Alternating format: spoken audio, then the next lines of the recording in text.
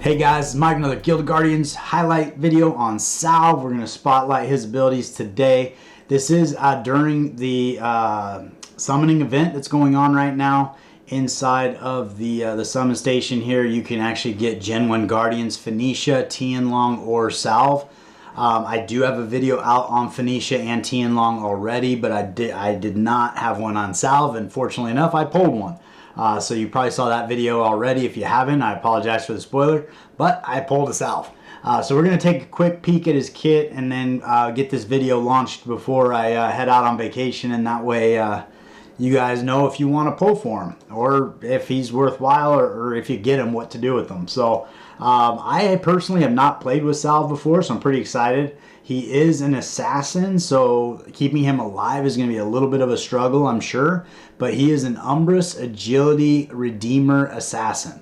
So that's got all his stuff going on. I did get him outfitted with all of my gear from Darizda. The weapon itself actually matches him. And then boots, we got attack boots on him, which is what we're looking for on the assassin there. And then got some crit rating on the helmet. And so I don't think we had any crit rate. Yeah, we need to get into Gruff's Forge. See about getting some crit rate on this piece. It is only a 10%er. That's probably why I haven't put a lot of work into it. So that's what we got. Let's take a quick peek at his skills. His ultimate ability is an AoE ability. It's called Shadow Step. Salve throws his weapon at any enemy, dealing 250% of attack as physical damage, and teleports to the enemy. As I've seen him in play in a couple areas, it looks like this throw kind of meanders around and hits a bunch of people, and then he ends up teleporting to it. It almost comes around almost like a boomerang in some cases. So I'm anxious to see what's going on when it's just him, because honestly, most of the time I've seen him in action, it's a whole team going. But this ability does have the ability to hit really hard. Once you get it leveled up to level 4, 360% of attack is pretty good. Silent Strike is his next ability. Teleport behind the enemy with the lowest HP and attack, dealing 225% of attack as physical damage. Salve's attack speed increases by 50% for 5 seconds. And then that tiers up as far as damage dealt. And again, speeding him up is going to be cool because he's going to be cycling through his abilities a little bit faster for those 5 seconds. Get him a little bit closer. Subtle Swap is his next ability. Salve swaps places with an enemy. The swapped enemy takes 25% additional damage for 10 seconds. In this case, it's going to go up to 45, but it can go all the way up to 75% additional damage. So you're almost doubling the damage that enemy takes for 10 seconds after he swaps. So that's kind of interesting. And then his passive is Soul Spite. Upon death, Salve's soul keeps fighting with 50% increased attack speed. Salve's soul is immune to damage, but loses 5% HP per second and will vanish when HP reaches 0. So essentially, you're going to get 20 seconds of him continuing to attack with 50% attack speed. And then as you level that up, it can get upwards to 90% attack speed. So almost hitting twice as fast for 20 seconds after he dies.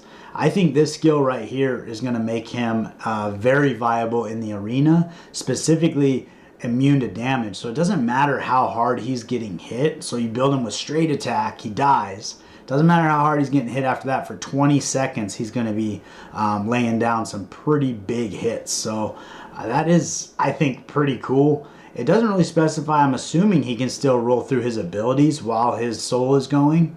But that's kind of a cool ability. But I think it'll be most effective in arena.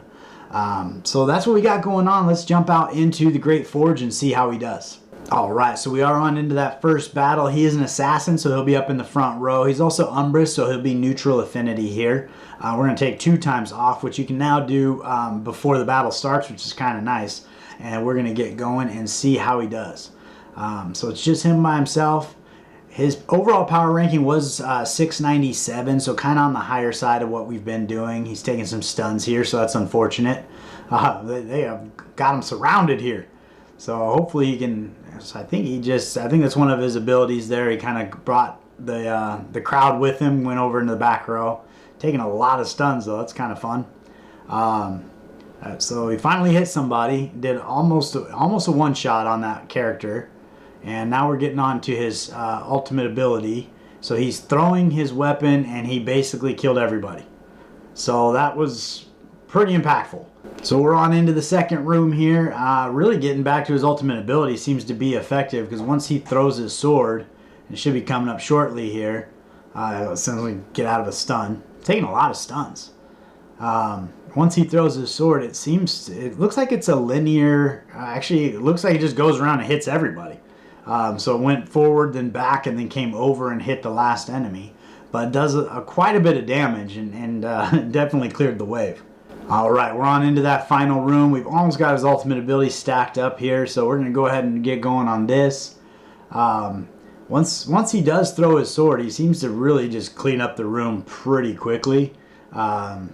They took out those two guys, that third guy, almost, there's four, so now he's down to the boss. He's going to work right through it. So that's actually pretty impressive. I think that if he were taking all the stuns he was in the first room, in this room, he probably would have died. Right now he's got immune to it, but it looks like it was ticking. It could have hit him multiple times if he wasn't immune. So that's kind of interesting. Did get him down, and pretty comfortably. I mean, for an assassin, that's pretty good, especially without any healing in his kit. So I'm pretty pleased with that. Alright, so we jumped out into shallow waters. I wanted to push him into a room that he's probably going to die in, and that way we can see how his ability works with the 20 seconds after he dies. Although now I'm looking at him go through here, he might make it through this wave too. But the recommended power for this was, I think, 95, and he's only on level 100, so theoretically he should die. Although he wiped them out pretty easily. It's probably the better gear that I have on him.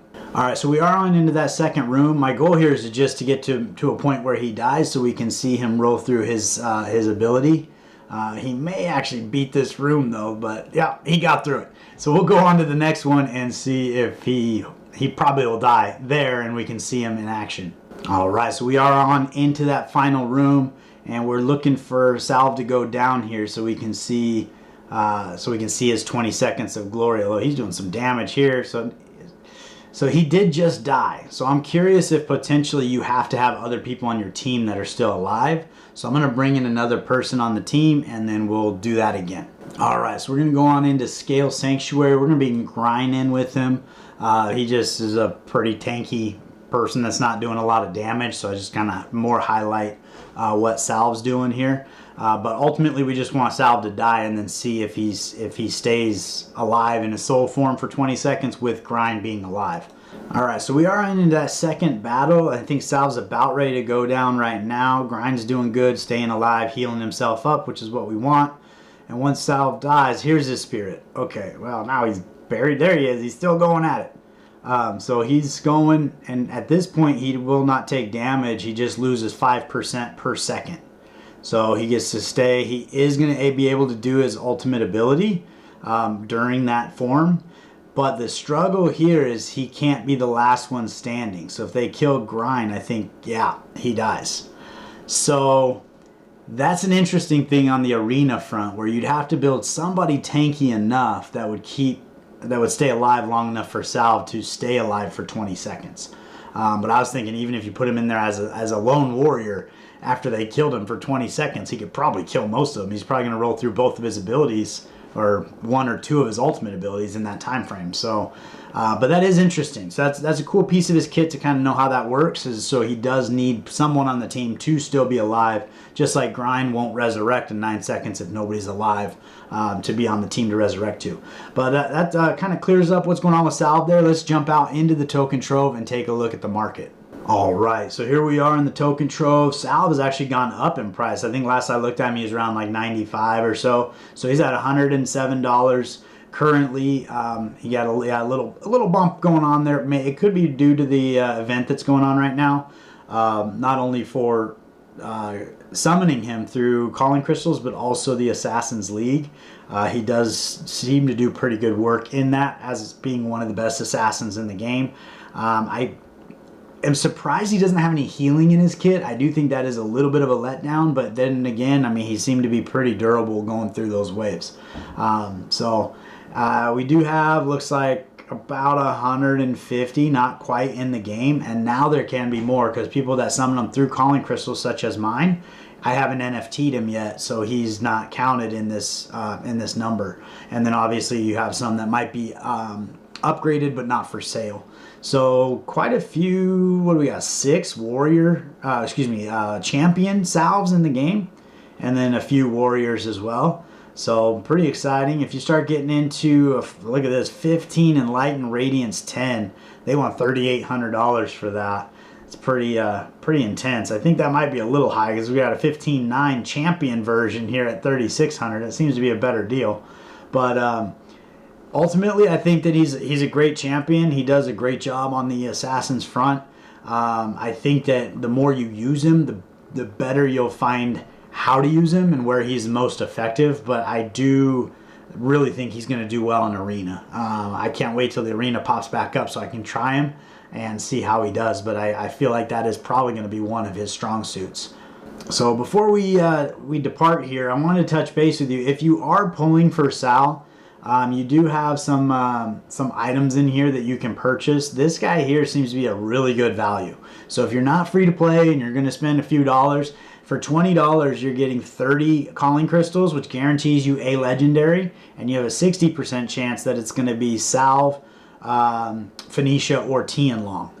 And then if you have 30 already, then it'd give you 60 where you're guaranteed to get one of them. And that is pretty good as far as the value is concerned. That's going to be about 66 cents a piece. You also get 500 scrolls and then 5,000 soul stones. So I think there's 10 in each of these chests. There's 500 chests. Yeah.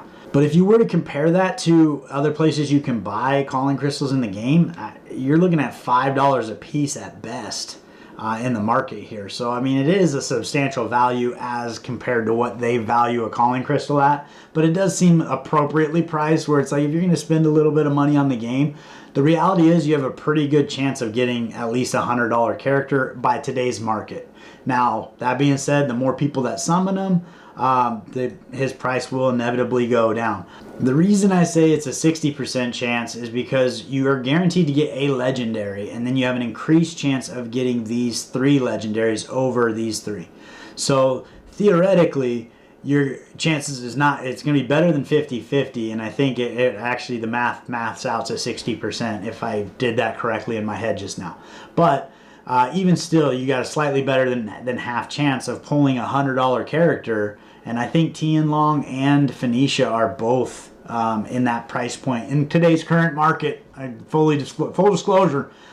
So for a $20 purchase, you have a pretty good chance of pulling that champion, or one of those 3 champions. But that being said, I think that's about what I got for you on Salve today. He's a pretty cool champion, one of the more fun assassins I've played with, and I think that he does have some pretty interesting pieces to his skills that can find him some use cases, I think specifically in Arena. But hopefully you found that interesting. I appreciate you spending the time with me here today, and I look forward to seeing you next time.